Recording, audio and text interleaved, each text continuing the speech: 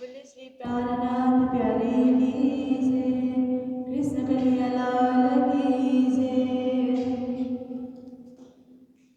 दो घर प्यारो मेरे प्राण को, दो घर प्यारो मेरे प्राण को, सोए छोड़ो क्यों कर जाए,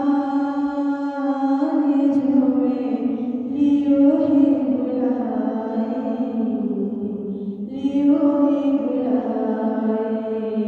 दो घर प्यारो मेरे प्राण को, दो घर प्यारो मेरे प्राण को, इन अवसर दुख पाए, और कहाँ जायत है तो,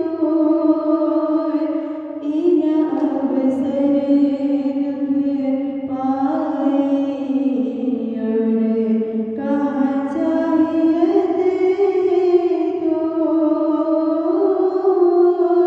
दुख बिना चरण का मार्ग को सखी, दुख बिना चरण का मार्ग को सखी, कबहु न मिलिया होय, जो मैं लियो है बुलाए, लियो है बुलाए। दो घर प्यारो मेरे प्राण को, दो घर प्यारो मेरे प्राण को, जो मैं छोड़ो क्यों कर जाए,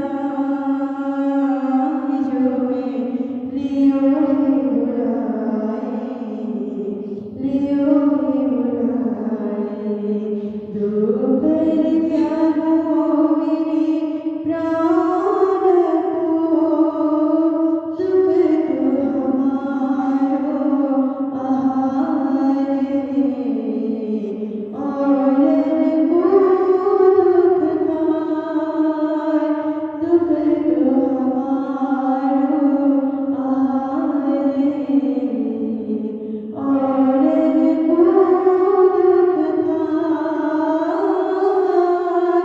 दुख दिमागी सब फिरे, दुख दिमागी सब फिरे, कोई फिरेगा साथ निभाए, जो मैं लियो है बुलाए, लियो है बुलाए। दो घर प्यारो मेरे प्राण को, दो घर प्यारो मेरे प्राण को, दो घर प्यारो मेरे प्राण को। बोले श्री प्राणनाथ प्यारे की जय। मैं छोड़े कुटुंब सगे सब छोड़े, छोड़ी मत स्वांत सरम, लोक वेद मर्यादा छोड़ी, भाग्या छोड़ सब धर्म, भाग्या छोड़ सब धर्म। बोलो कृष्ण कन्हैया लाल की, श्री निजानंद स्वामी की, श्री प्राणनाथ प्यारे की, महारानी बाईजुराज की, महाराजा छत्रसाल की, गुरुजी मंगलदास महाराज की, श्री कृष्ण प्रणामी धर्म की, तीनों पुरी धाम की, सर्व सुंदर साथ के, ए सुरे पाँव धरे क्यों पीछे प्रणाम। उपस्थित धर्मप्राण शिरोमणि सुंदर साथ जी, माताएं, बहनें, भाइयों, देखिए,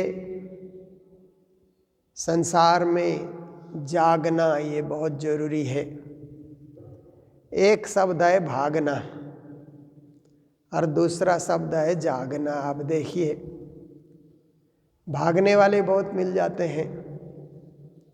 कहीं कोई समस्या आई तो लोग भाग जाते हैं, क्योंकि समस्या को कौन झेलेगा, ऐसा सोच करके भागो भागो। भागने से क्या है कि कोई झंझट में नहीं पड़ेंगे। और एक वर्ग ऐसा भी होता है कि भागने से समस्या का हल नहीं होगा, इसीलिए जागना होगा, उसका हल ढूंढना होगा। आत्मा को जगाने के लिए कुछ ना कुछ पहल करना पड़ेगा। तो जागना कठिन होता है, भागना आसान होता है। पर जागने का क्या है कि जागने के लिए विवेक, बुद्धि, विद्या, सोच, समझ, सब कुछ का प्रयोग करना पड़ता है जागने के लिए। ऐसे कोई जागता नहीं है। और भागने के लिए तो बल का प्रयोग करने से हो जाएगा। आप थोड़ा सा बल प्रयोग करो, भाग सकते हैं वहाँ से। लोग तेजी से भागते हैं ना, भागने वाले बच्चों की तरह भाग जाते हैं, क्योंकि आसान होता है भागना। केवल आपके पास बल है, बल का प्रयोग करो, हो गया, काम सिद्ध हो गया उनके लिए। पर वो किसी समस्या का हल नहीं है। समस्या का हल बल के प्रयोग से नहीं होता है। देखिए, दुनिया में कितनी बड़ी बड़ी लड़ाइयाँ लड़ी जाती है ना, देश देश की लड़ाइयाँ, रूस और यूक्रेन की लड़ाई, ये इज़राइल और फिलिस्तीन की लड़ाई। अभी देखिए, ज्वलंत दो लड़ाई तो हम लोग न्यूज़ के माध्यम से देख ही रहे हैं, परख रहे हैं। लड़ाई ही लड़ते रहेंगे तो कोई समस्या का हल नहीं है। फिर 6 महीने लड़ो, 1 साल लड़ो, 2 साल लड़ो, लड़ते ही रहो, लोग मरते रहेंगे, जनसंहार होता रहेगा। निरीह लोग, इनोसेंट पीपल बोलते हैं ना, ऐसे लोग मरते रहेंगे और दुनिया में महंगाई बढ़ती रहेगी। विश्व के किसी कोने में युद्ध होता है तो उसका प्रभाव विश्व भर पड़ता है। लोग सोचते हैं लड़ाई तो कहाँ दूर हो रही है, हमें क्या उसका प्रभाव होगा। पर कहीं लड़ाई होती है तो दुनिया भर में महंगाई, हर चीज़ की महंगाई बढ़ती रहेगी। तो महंगाई का जो असर है वो सारे विश्व के जनता को भोगना पड़ता है। तो बल से लड़ रहे हैं ना, बल का प्रयोग। लड़ने का अर्थ है केवल बल से वो आपस में भिड़ रहे हैं। किसकी सेना बलशाली, शक्तिशाली, किसके पास युद्धपोत है, मिसाइल है, और कौन कितना दूर तक मिसाइल छोड़ सकता है। पर अंत में जाकर के बातचीत के जरिए फिर समस्या का हल होता है, लड़ाइयों का अंत हो जाता है। विश्व में जितनी भी लड़ाइयाँ हुई उनका अंत फिर बातचीत करने से, आपस में सुलह समझौता कहते हैं ना, ऐसी बैठक होती है तो फिर लड़ाई खत्म हो जाती है। शांति से अशांति को जीता जा सकता है, न्याय से अन्याय को जीता जा सकता है, सत्य से असत्य को जीता जा सकता है, धर्म से अधर्म को जीता जा सकता है, और नियम से अनियम जो है उसको जीता जा सकता है। तो श्री प्राणनाथ जी महाराज नियम से चलने के लिए, सत्य से चलने के लिए, धर्म में चलने के लिए, धर्मानुरागी बनने के लिए, धर्मनिष्ठ बनने के लिए वाणी के माध्यम से हमें शिक्षा दे रहे हैं। और उनका बार बार संदेश है, जागो जागो जागो। पर इस चौपाई में उन्होंने कहा कि भाग्या छोड़ सब धर्म, ऐसा भी कहा। भागवे को मैं सयाना, ऐसा भी एक जगह उन्होंने कहा है। तो जागने का संदेश देने वाले प्राणनाथ जी महाराज भागे क्यों फिर? भागना तो अच्छा नहीं है, पर श्री प्राणनाथ जी महाराज के भागने में भी जागना है। माया से भाग रहे हैं और भक्ति के पथ पे जाग रहे हैं। अधर्म से भाग रहे हैं और धर्म के पथ पर जाग रहे हैं। ये भागना कोई युद्ध छोड़ करके भागने वाली बात नहीं है। ये क्या है? दिशा बदलने की बात, सोच बदलने की बात, समझ बदलने की बात, चिंतन बदलने की बात है। तो ऐसे महामती प्राणनाथ जी हमें इसी प्रकरण के माध्यम से आगे शिक्षा दे रहे हैं। ए सूरे पांव धरे क्यों पीछे, संसार में सूरवीर कहलाते हैं ना लोग, अपने आप को सूर समझते हैं। हम बहुत ही पराक्रमी हैं, बलशाली हैं, ऐसा लोग सोचते हैं ना, या धनाढ्य है। कभी कभी धन का भी बहुत अभिमान आ जाता है, मेरे पास संपत्ति है, कभी कभी मेरे पास बल है, कौन क्या कर सकता है। तो ऐसे सूर लोग होते हैं। पांव धरे क्यों पीछे, इतने सूरवीर हैं, इतना धन का अहंकार है, तो आपका धन धर्म पे लगाओ ना, ऐसा बोलने से पीछे हट जाते हैं। फिर आपके पास इतनी संपत्ति है तो थोड़ा मंदिर में खर्च करिए, बच्चों को पढ़ाने में खर्च करिए, कहने से तो पाँव पीछे हटाते हैं लोग, नहीं ऐसे करके। और कई कई लोग बोलते हैं कि हम बलशाली हैं तो थोड़ा स्वयं सेवक करिए, फिर मंदिर में आकर के स्वयं सेवक करके दिखाइए, तो भी पाँव पीछे हटा लेते हैं। तो सूर कहलाने का अर्थ क्या हुआ? जो वक़्त पे काम नहीं आए, उसकी सूरवीरता केवल दूसरों को सताने में काम आए और दूसरों को सहयोग करने में काम ना आए। तो किस काम के लिए वीर, किस काम के लिए सूर, किस काम के लिए बलशाली, किस काम के लिए शक्तिशाली? तो श्री जी कहते हैं मैं सूरवीरों को देखता हूँ पाँव पीछे रख रहे हैं। उस समय के राजाओं को भी श्री जी ने टटोला। देश रक्षा के लिए राजा लोग पाँव पीछे हटा रहे थे, तभी तो मुगल लोग इस देश में सत्ता में आ गए। भारत के राजाओं ने पाँव पीछे हटाया तो कहाँ विदेश से आए हुए मुगल लोग शासन करने लग गए, कहाँ ब्रिटेन से आए हुए ईस्ट इंडिया कंपनी भारत में शासन करने लगे, क्योंकि सूरवीरों ने पाँव पीछे हटा लिया। देशभक्ति उनमें नहीं देखी, देशभक्ति, राष्ट्रभक्ति वो उनमें नहीं दिखी, इसलिए ये सब हुआ कि देश गुलाम बन गया। इनको तो लज्जा लागे, ऐसे लोगों को धर्म करना, धर्म का पालन करना, संस्कृति का पालन करना, मंदिर जाना लज्जा का काम होता है। कहते हैं ये जो भीरू लोग होते हैं ना, डरपोक लोग मंदिर जाते हैं, ऐसा लोग सोचते हैं कि लोगों को डर होता है इसीलिए मंदिर के शरण में, भक्ति के शरण में या प्रभु के शरण में जाते हैं। डरपोक लोग जाते हैं, हम सूरवीर हैं, हम क्यों जाएंगे, मैं हमारा कौन क्या बिगाड़ सकता है, ऐसे लोग सोचते हैं। उनको मंदिर आने में, धर्म में आने में, सत्संग में आने में लज्जा सताती है, लाज मानते हैं, हम नहीं जा सकते हैं। सिर में रुमाल रखना भी कई लोग लाज मानते हैं। आरती के समय में रुमाल डाल दो तो फिर फेंक देते हैं, उनको लज्जा आती है। और रुमाल बांध करके बाजार में घूमना हो जुलूस में तो उनको लज्जा आती है। ऐसे भी बहुत सारे लोग हैं कि धर्म करने में लाज मानने वाले, शर्मा जाने वाले, और अधर्म करने में शर्माते नहीं है। फिर कई पाप करना हो, दुष्कर्म करना हो तो शर्माते नहीं है, पर धर्म करने में उनको शर्म आती है। देवे सीसा सकल सुख खोवे, और संसार के लिए तो अपना सिर ही देंगे, संसार के काम के लिए रात रात जागना हो तो भी जागते रहेंगे, मेरा काम है, ऐसा सोच करके। शादी ब्याह में लोगों को देखिए ना, सारी रात जागते हैं, गीत गाते रहते हैं, नाचते रहते हैं, कितना नाचते हैं। कई कई लोग तो आप देखिए कि बारात निकलती है तो आगे आगे लोग नाचते हैं ना, 2-3 घंटे तक भी नाचते रहते हैं बारात के आगे। फिर बारात पहुंचने के बाद स्वयंवर होता है, फिर गीत वहाँ पर बजाए जाते हैं तो वहाँ भी नाचते रहते हैं। तो ऐसे लोग संसार के लिए नाचे जा रहे हैं।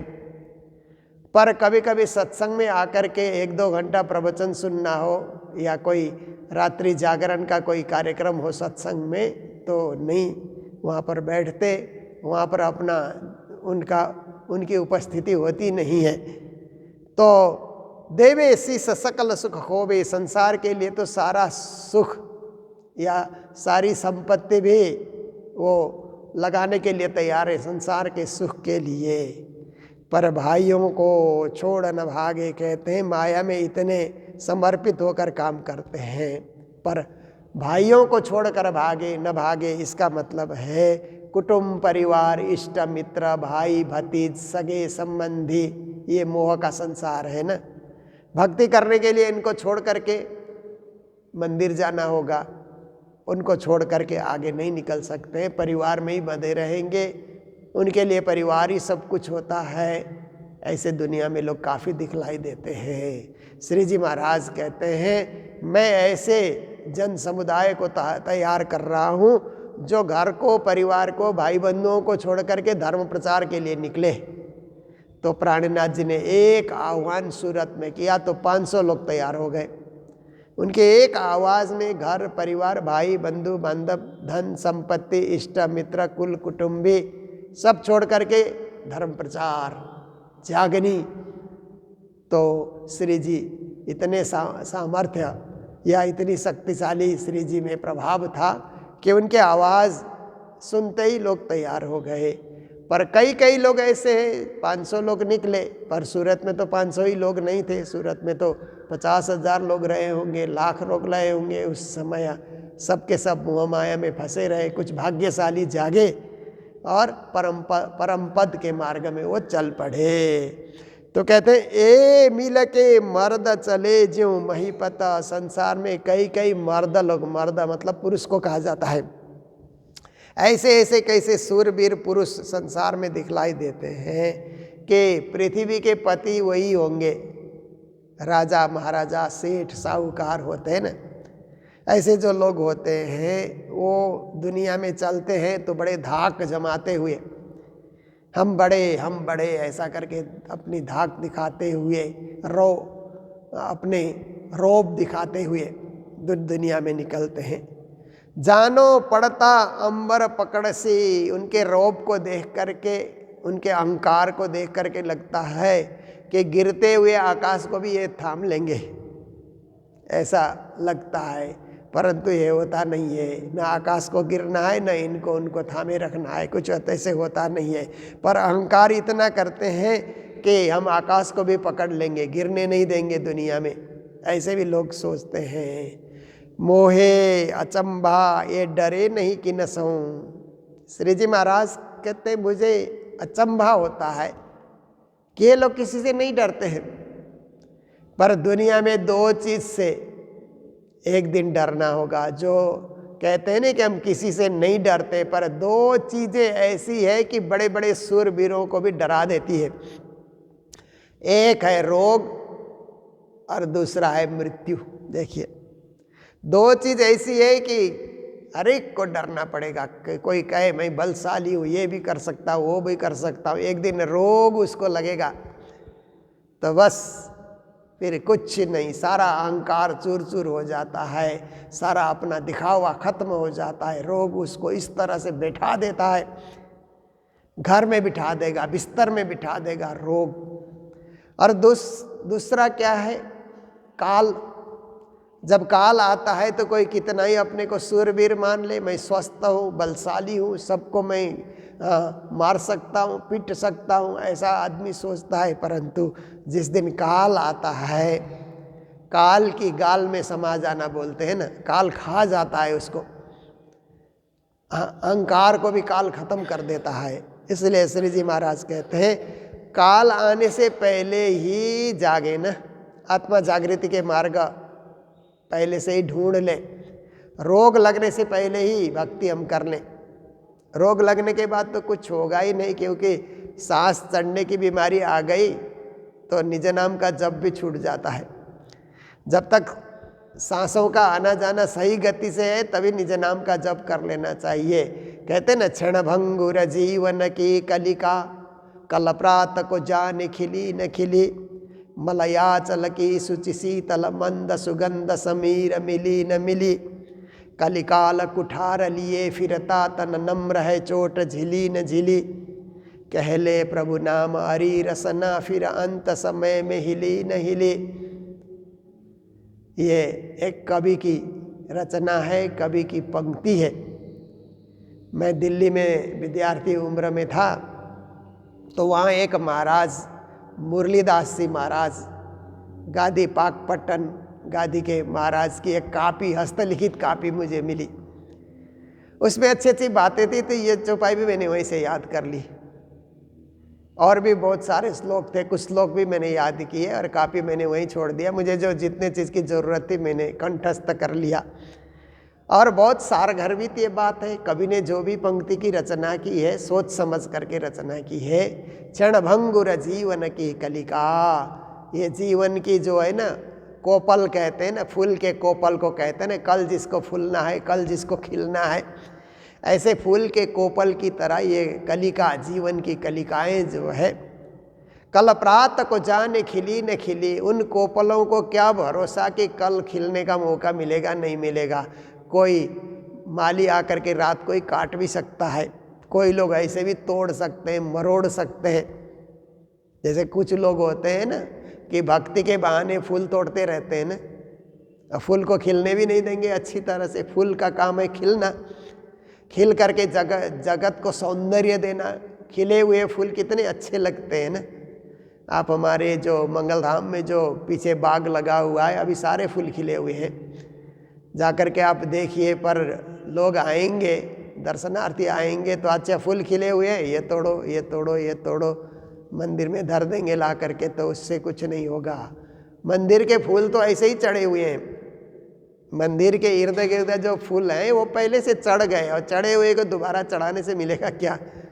इसलिए उनको खिलने देना चाहिए, ताकि एक बार फूल खिलता है तो 15-20 दिन तक अपने जो है सौंदर्य बिखेरता है, सुगंध बिखेरता है।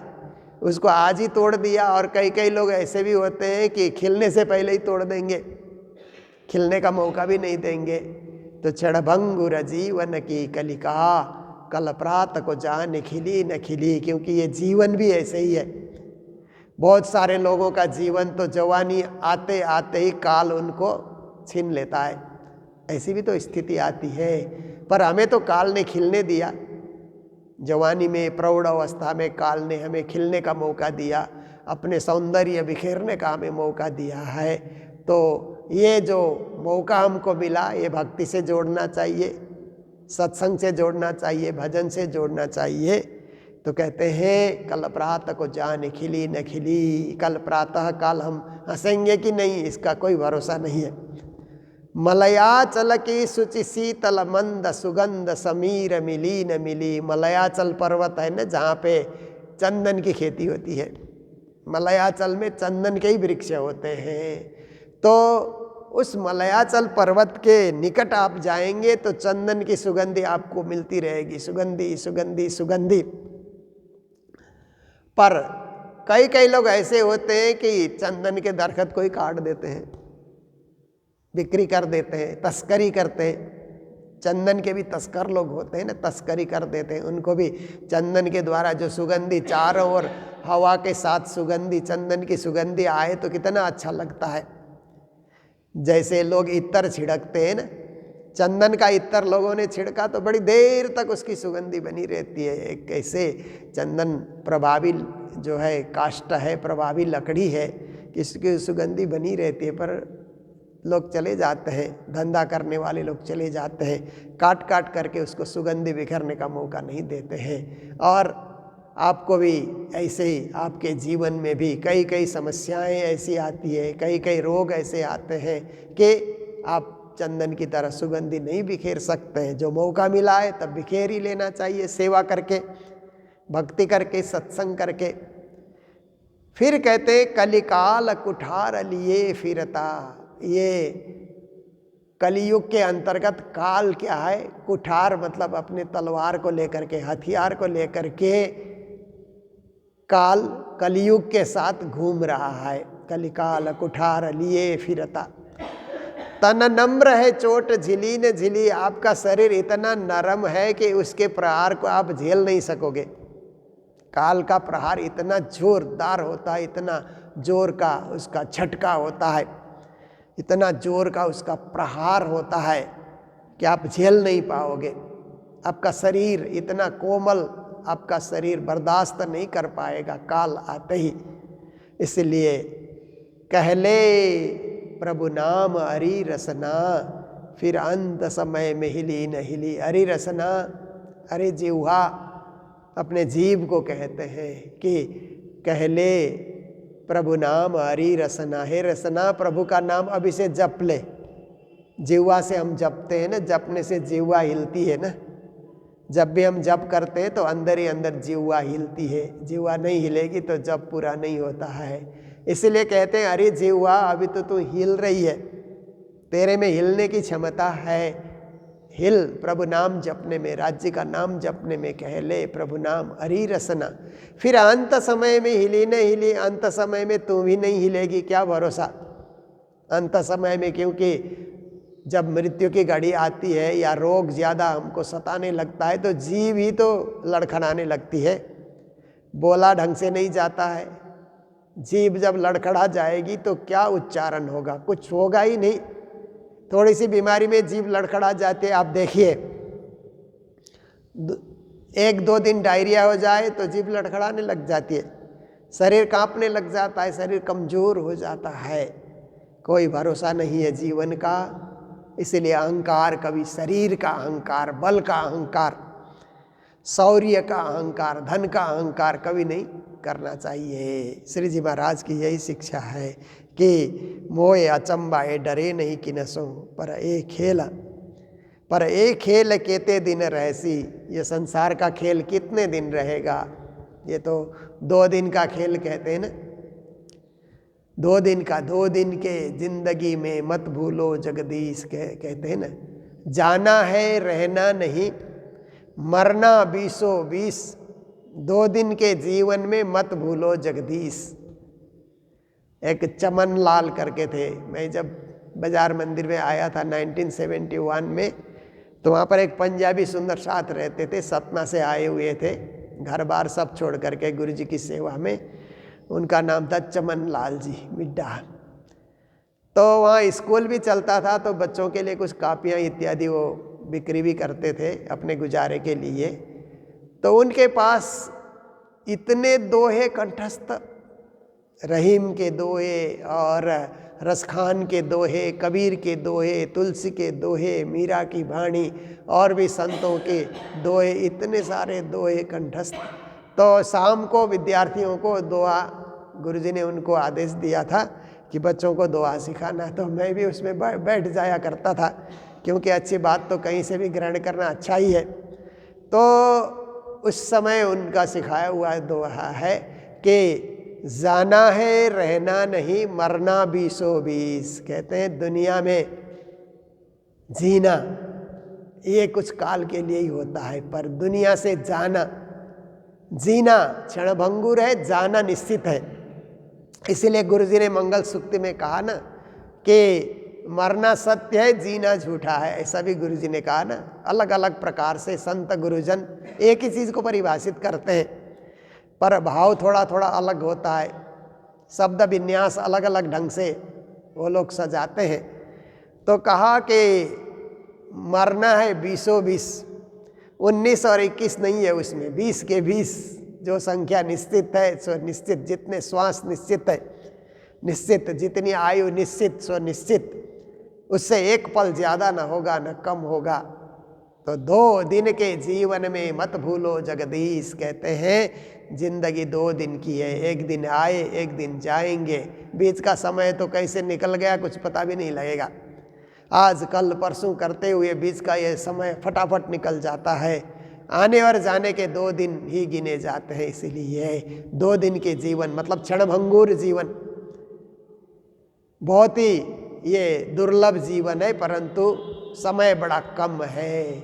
मत भूलो जगदीश, कहते हैं जगत के ईश्वर, क्योंकि जिस कवि ने इस पंक्ति की रचना की वो जगदीश करके ईश्वर को भज रहा है।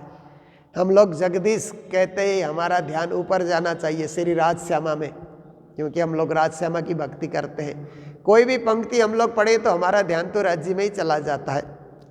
और कोई भी मंदिर दर्शन करने जाते हैं तो देवी देवता अनेक दिखलाई देते हैं और हमारा ध्यान राज्य में ही जाता है। ये भी राज्य का ही परिवार है, राज्य की सृष्टि है। देवी देवता भी तो राज्य की ईश्वरी सृष्टि तो है। ब्रह्म सृष्टि, ईश्वरी सृष्टि, जीव सृष्टि कहते हैं ना। तो ब्रज की गोपियाँ या महान सुंदर सात परमहंस तो ब्रह्म सृष्टि है।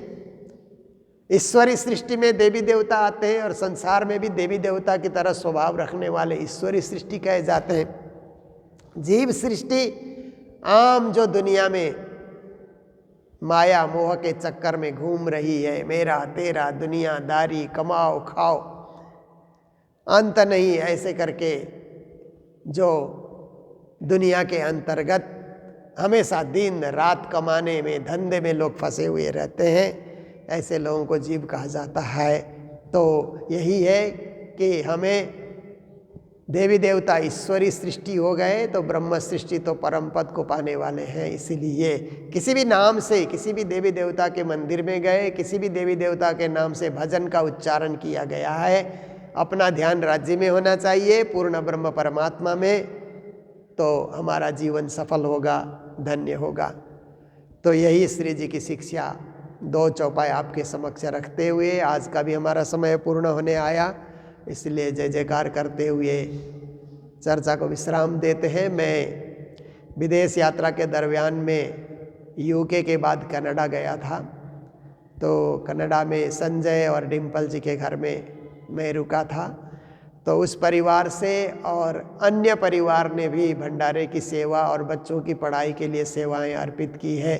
तो मैं कनाडा के सर्व सुंदर साथ जिन्होंने व्यक्तिगत रूप से हमारे आश्रम के बच्चों की पढ़ाई के लिए और मंगलधाम में भंडारे इत्यादि की सेवा के लिए जिन्होंने अपनी सेवा राशि अर्पित की है, आज के दिन उन सबको भी मंगल बधाई देते हुए, मंगल कामनाएं व्यक्त करते हुए प्रसंग को यहीं विराम दे रहा हूँ, चौपाई दोहराते हुए। बोलो सतगुरु महाराज की, श्री प्राणनाथ प्यारे की, सर्व सुंदर साथ की, श्री धाम के धनी की। ए मिल के मर्द चले ज्यों महिपता,